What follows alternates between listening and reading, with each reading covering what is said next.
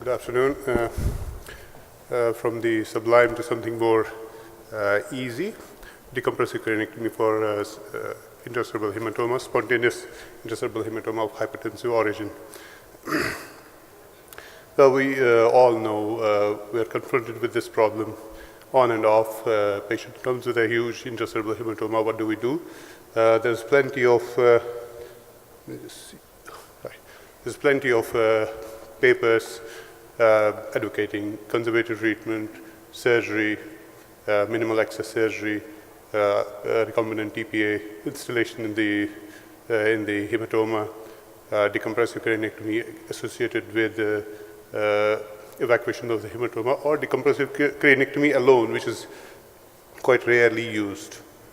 Reviewing the literature, the mortality with hematoma volumes of greater than 60 mils is up to 93% with conservative treatment.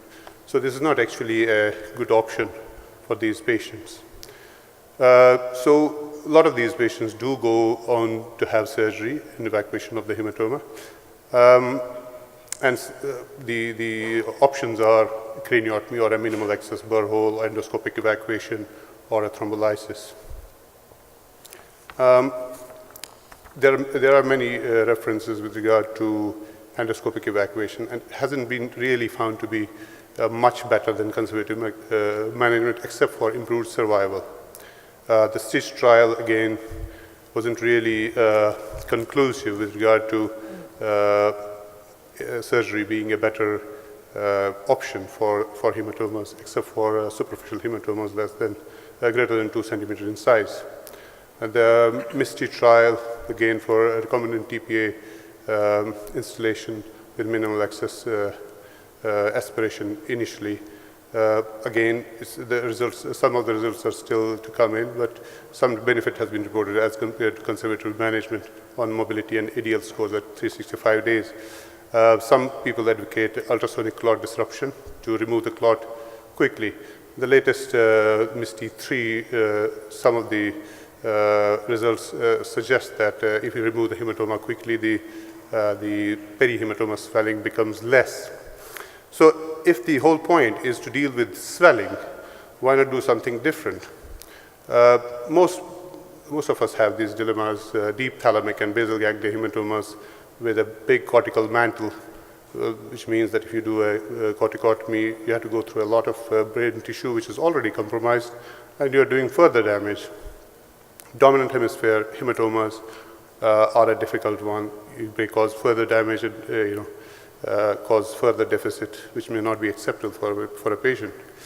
So we thought, can decompressive craniectomy alone be useful to deal with an SICH causing mass effect and brain edema if the only thing we are dealing with is brain swelling? This has been done before in combination with hematoma evacuation. The results, most of these reports have not had a fairly modern approach to treating these patients. No intracranial pressure monitoring, no CPP maintenance. The only trial which dealt with this in a proper way is this by Hutz et al. In 2013, where he found that decompressive craniectomy without clot evacuation as compared to matched controls with dominant SICH treated with hematoma evacuation, all SICH patients treated with clot evacuation, and cases managed conservatively. There was a favorable outcome on the modified Rankin score. The others, there are other papers, a small number of people. Ours, we also did the same. We did it in a more controlled way. We had 10 patients in our series with spontaneous basal ganglia hypertensive hemorrhage, 5 on the right and 5 on the left. All patients referred by the medical teams after initial resuscitation. Two patients were directly referred to neurosurgery by the ER team. And the time to surgery from ictus varied from less than a day to 1 week. All of these deteriorated on conservative management with hemispheric swelling. We had 9 males and 1 female, and the majority of the people were in the 40 to 50-year age group. We had a 73-year-old patient also. All 10 patients were operated for a decompressive craniectomy, which was about 12 to 10 centimeters in size, without any attempt to evacuate the hematoma. If some of the hematoma did escape through a cortical opening, no attempt was made to follow the hematoma inside. An ICP probe was inserted in 9 patients. In one patient, the ICP probe malfunctioned. It was removed and not replaced. And the map was always kept around 90 to ensure an SCPP of 65 to 70. We used the extended Glasgow outcome scale to measure disability after the patient had recovered and had had a cranioplasty. Low moderate disability or a score of 5 was what we aimed at, to be better than that or at least that much. This is the data chart from the series. Most of the patients were young except for one 73-year-old. Most of the hematomas were bigger than 50, 60 mils, and only one hematoma was 24 mils. And we found that a higher initial GCS seems to correlate with a better EGOS at discharge. A GCS of greater than 7 out of 15 was associated with a higher EGOS and a negative association with midline shift. A low GCS with a high midline shift was associated with a low EGOS.